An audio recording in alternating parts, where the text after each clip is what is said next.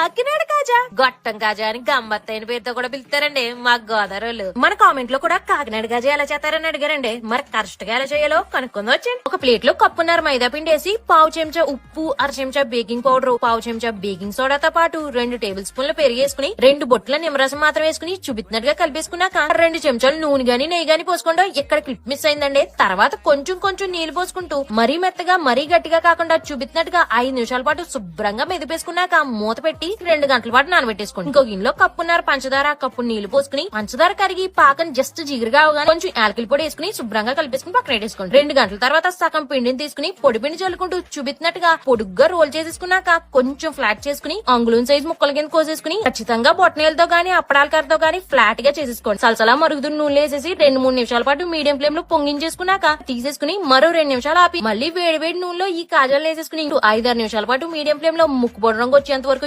ఏపేసుకున్నాక తీసేసుకుని ఖచ్చితంగా మరుగుతున్న పాకంలో వేసేసి 5 నిమిషాల పాటు గట్టిగా చూపిస్తున్నట్టుగా నొక్కి పెట్టేసుకుని గంట పాటు పాకం అంతా పీల్చుకునే వరకు కాజాలను అందులో వదిలేసాక మాత్రమే పైన పొరగొడతదండి. తర్వాత లోపడున్న పాకంతో పాటు కొరుకుంది.